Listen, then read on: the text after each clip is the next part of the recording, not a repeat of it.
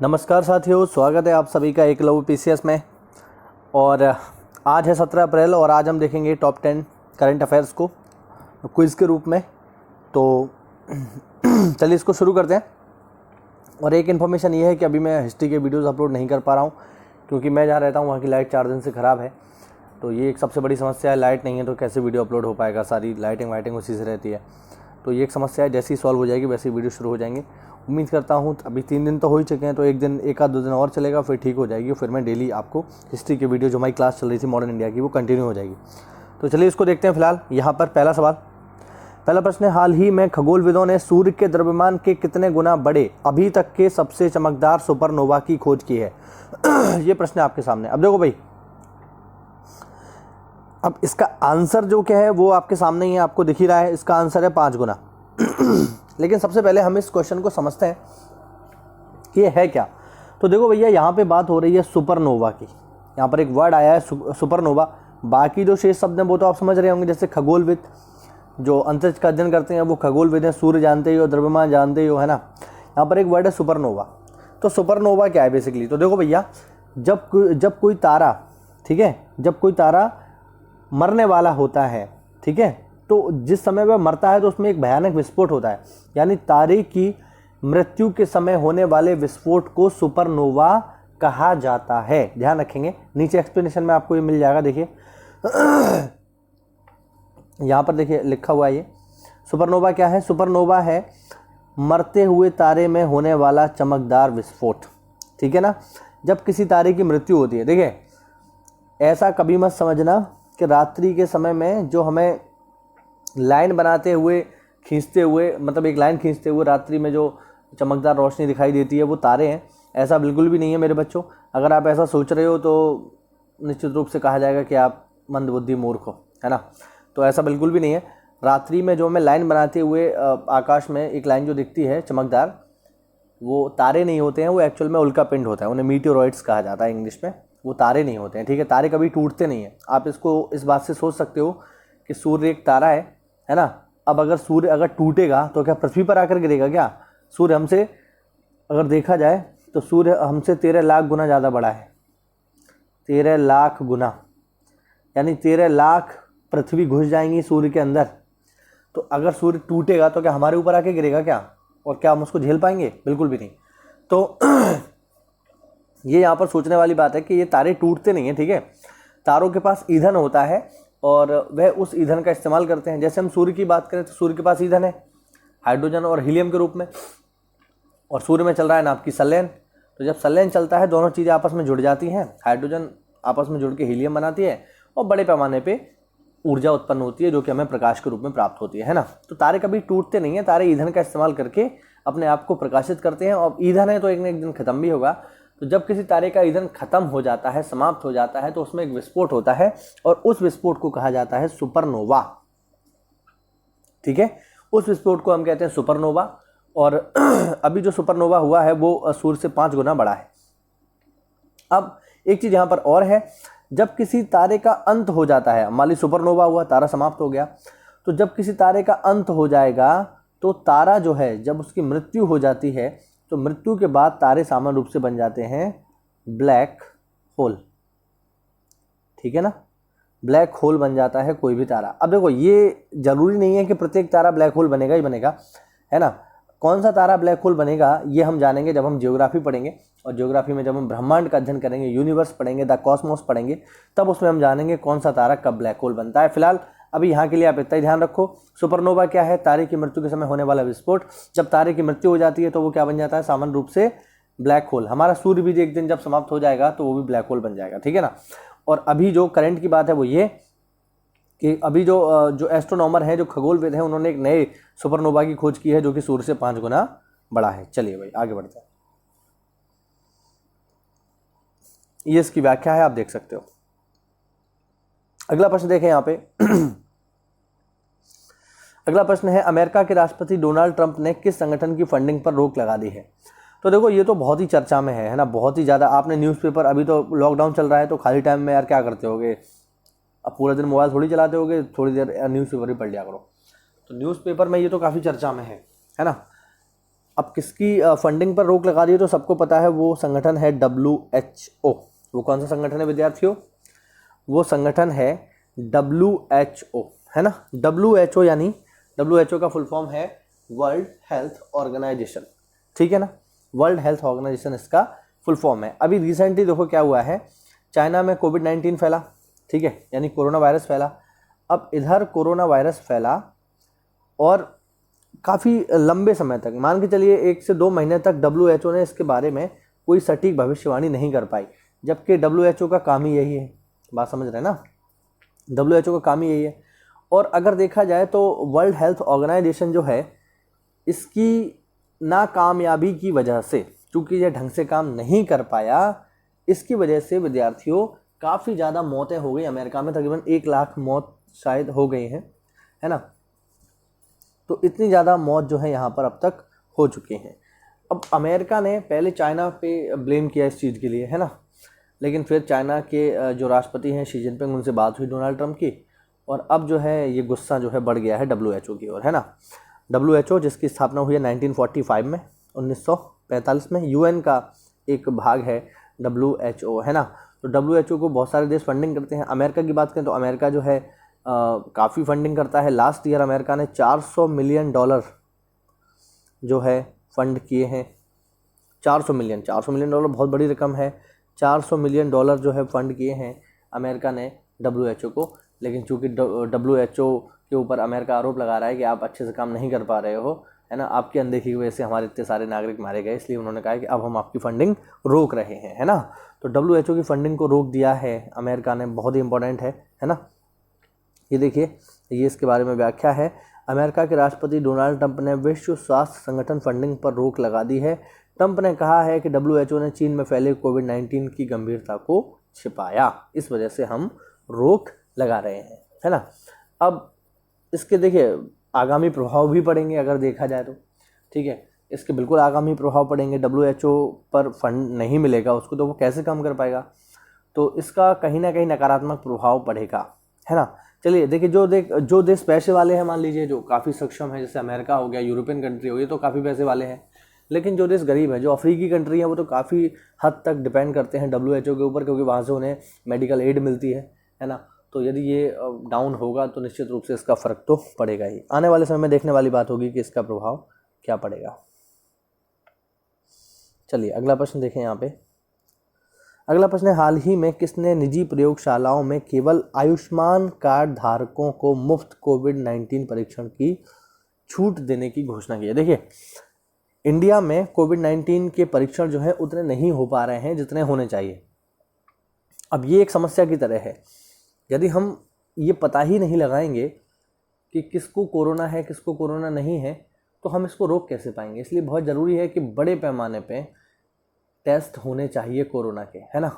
अब इसके लिए अभी तक जैसे क्या था कि अभी तक पहले गवर्नमेंट इसके टेस्ट कर रही थी, है ना, प्राइवेट लोगों को टेस्ट करने का अधिकार नहीं था। बाद में प्राइवेट लोगों को भी मिल गया। अब प्राइवेट लोग जो है इसके लिए काफ़ी फ़ीस चार्ज कर रहे हैं, तकरीबन 4500 रुपये फ़ीस चार्ज कर रहे हैं इसकी एक बार के टेस्ट करने की, तो ये काफ़ी ज़्यादा है। तो ऐसे में सुप्रीम कोर्ट ने, इसका जवाब है सुप्रीम कोर्ट, ऐसे में सुप्रीम कोर्ट ने ये घोषणा की है, ये आदेश दिया है जो निजी प्रयोगशाला वाले हैं, जो निजी पैथोलॉजी लैब वाले हैं, कि आप जो है जितने भी हमारे यहाँ आयुष्मान कार्ड धारक हैं, आयुष्मान योजना चली थी, काफ़ी फेमस रही, बहुत बड़े पैमाने पे लगभग पूरी इंडिया को जो है यहाँ पर हेल्थ इंश्योरेंस देने का काम किया गया। और जिन लोगों के पास ये कार्ड होता है उनको 5 लाख रुपए तक का मुफ्त ट्रीटमेंट मिलता है हॉस्पिटल्स में। काफ़ी बढ़िया योजना है ये गवर्नमेंट की। तो सुप्रीम कोर्ट ने ये कह दिया है जिनके पास भी आयुष्मान कार्ड है उनका फ्री में कोरोना परीक्षण करेंगे। ये इसकी व्याख्या है, आप देख सकते हैं। सुप्रीम कोर्ट ने हाल ही में निजी प्रयोगशालाओं में केवल आयुष्मान कार्ड धारक को मुफ्त कोविड-19 परीक्षण की छूट देने की घोषणा की है। और जैसा कि मैंने बताया कि जो प्रयोगशाला वाले हैं ये टेस्ट करने के लिए तकरीबन 4500 रुपये ले रहे थे, अब ये टेस्ट इनका फ्री में होगा। चलिए अगला प्रश्न देखें, question number 16, sorry question number 4, 16 कहाँ से आया इसमें। 16 अप्रैल को पूरे भारत में कौन सा दिवस मनाया जाता है। तो विद्यार्थियों 16 अप्रैल का दिवस जो है काफ़ी ऐतिहासिक है, और ऐतिहासिक इसीलिए है क्योंकि 16 अप्रैल 1853 को ही 16 अप्रैल 1853 को ही भारत की पहली पैसेंजर ट्रेन चली थी मुंबई से थाने के बीच में। तारीख थी 16 अप्रैल 1853। अब जब ट्रेन चली है तो फिर कौन सा दिवस होगा, कोई डाउट ही नहीं होना चाहिए, दिवस होगा भारतीय रेल परिवहन दिवस। भारतीय रेल परिवहन दिवस मनाया जाता है 16 अप्रैल को। क्यों मनाया जाता है? क्योंकि इसी दिन भारत की पहली ट्रेन चली थी 1853 को। मुंबई से थाने के बीच में 34 किलोमीटर की दूरी तय की गई थी इसके माध्यम से। देख सकते हैं, ये इसकी व्याख्या है। 16 अप्रैल को पूरे भारत में भारतीय रेल परिवहन दिवस मनाया जाता है क्योंकि आज के दिन 1853 को भारत में पैसेंजर ट्रेन महाराष्ट्र प्रांत के मुंबई से थाने के बीच लगभग 34 किलोमीटर में चलाई गई थी। जो बात मैंने ऊपर बताई है वही व्याख्या है। चलिए अगला सवाल देखें, क्वेश्चन नंबर 5। क्वेश्चन नंबर 5 है 29 मार्च 2020 से होने वाले किस क्रिकेट टूर्नामेंट को बीसीसीआई ने अनिश्चितकाल के लिए स्थगित कर दिया है? सबसे पहले तो आप मुझे बताएंगे बीसीसीआई के अध्यक्ष कौन है। तो वैसे तो मैं आपको बता चुका हूँ, कल के लेक्चर में हमने इसे डिस्कस किया था। तो बीसीसीआई के अध्यक्ष हैं गांगुली, सौरव गांगुली, और बीसीसीआई के उपाध्यक्ष ने अभी कल ही परसों इस्तीफा दे दिया है ना। तो बीसीसीआई के अध्यक्ष हैं गांगुली, और बीसीसीआई ने ये घोषणा की है कि हमारे यहाँ जो आईपीएल होते हैं, इंडियन प्रीमियर लीग, काफ़ी महंगे खेल हैं ये, है ना, क्रिकेट टूर्नामेंट है ये, तो इसको अनिश्चितकाल के लिए स्थगित कर दिया है। कारण क्या है इसका? तो कारण है कोरोना वायरस। ठीक है ना, चलिए ओके। लिखा हुआ है यहाँ पर 29 अप्रैल 2020 से होने वाले आईपीएल क्रिकेट टूर्नामेंट को बीसीसीआई ने अनिश्चितकाल के लिए स्थगित कर दिया है। इस टूर्नामेंट को पहले 14 अप्रैल तक के लिए स्थगित किया गया था, लेकिन लॉकडाउन के चलते इसे अनिश्चितकाल तक के लिए स्थगित कर दिया गया है। चलिए भाई अगला प्रश्न देखें। पूर्व केंद्रीय मंत्री और किस पार्टी के वरिष्ठ नेता एम.वी. राजशेखरन का हाल ही में निधन हो गया है? तो विद्यार्थियों, ये जो है एम.वी. राजशेखरन, इनका हाल ही में निधन हो गया। अब ये जो व्यक्ति हैं एम.वी. राजशेखरन, इनका संबंध किस पार्टी से है ये पूछना चाह रहा है। ये तो इनका संबंध है विद्यार्थियों कांग्रेस से। ठीक है, ये कांग्रेस राज्य में, जब कांग्रेस का शासन था उस समय पे ये केंद्रीय मंत्री भी रहे थे, है ना। केंद्र में राज्य मंत्री जो होते हैं, पहले कैबिनेट मंत्री होते हैं, दूसरे राज्य मंत्री होते हैं, तीसरे उप मंत्री होते हैं। तो केंद्र सरकार में ये राज्य मंत्री के तौर पर तैनात रहे थे, वहाँ पर नियुक्त हुए थे। ठीक है, आप देख सकते हैं ये इनके बारे में एडिशनल जानकारी है। पूर्व केंद्रीय मंत्री तथा कांग्रेस पार्टी के वरिष्ठ नेता एम.वी. राजशेखरन का हाल ही में निधन हो गया। चलिए आगे बढ़े।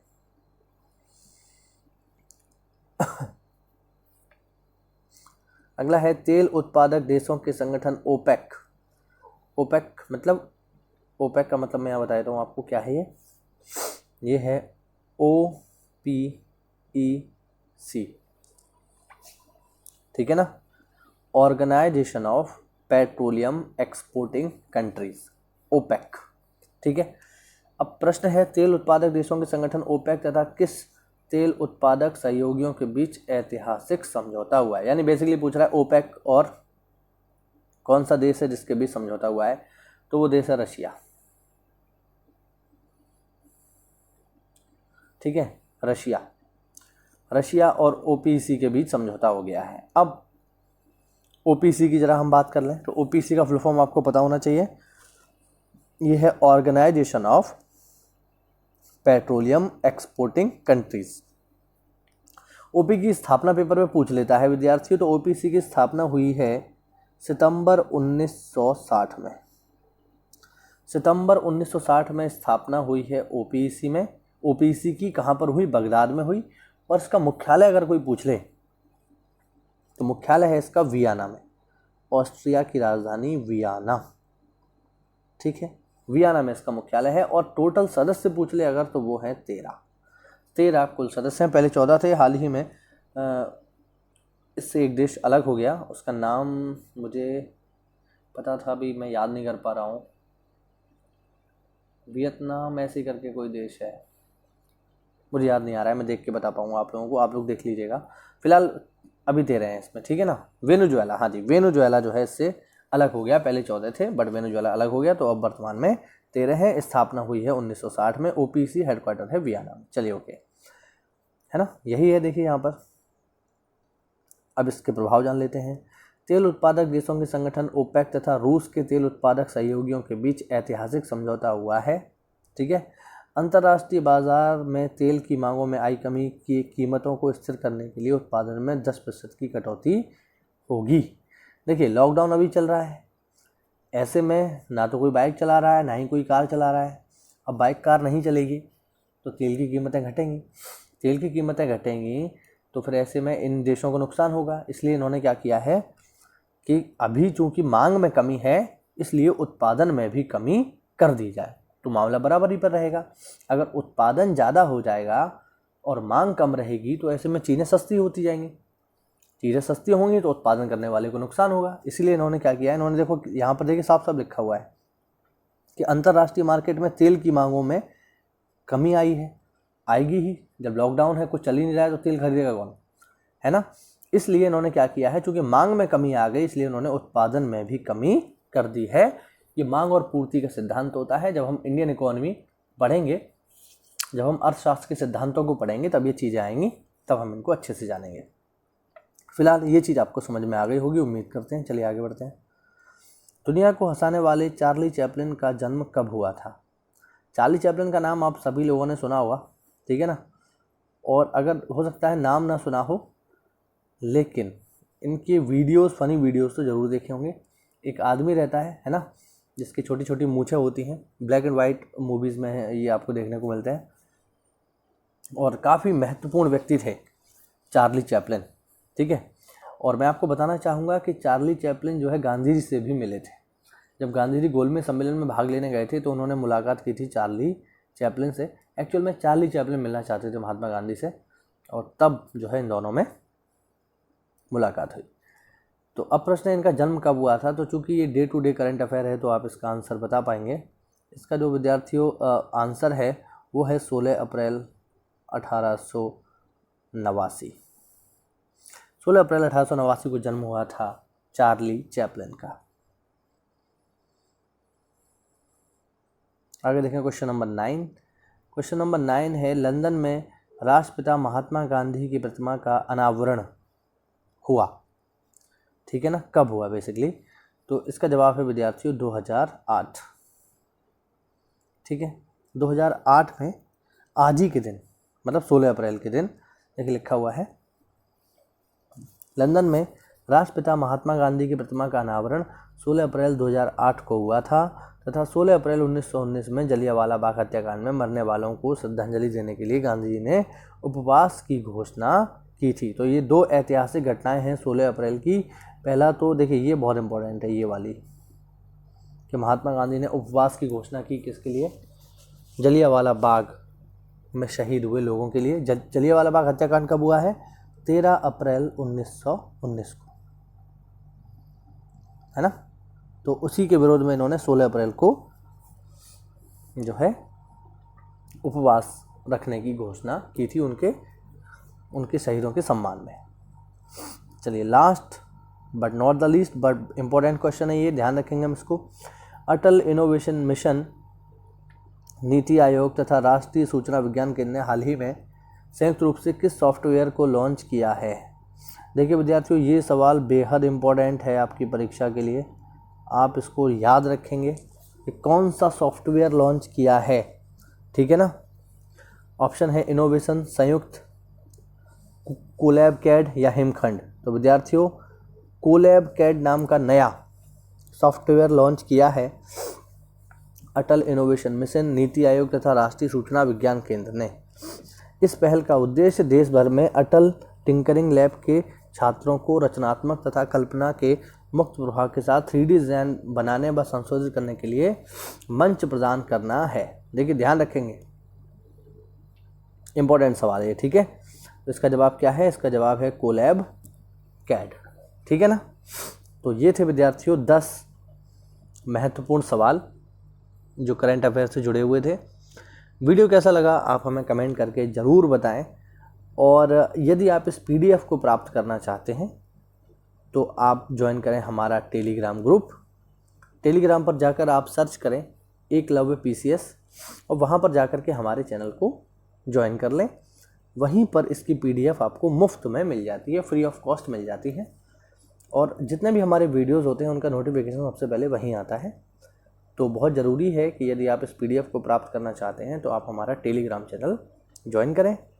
ठीक है, तो चलिए आज के लिए इतना ही रखते हैं।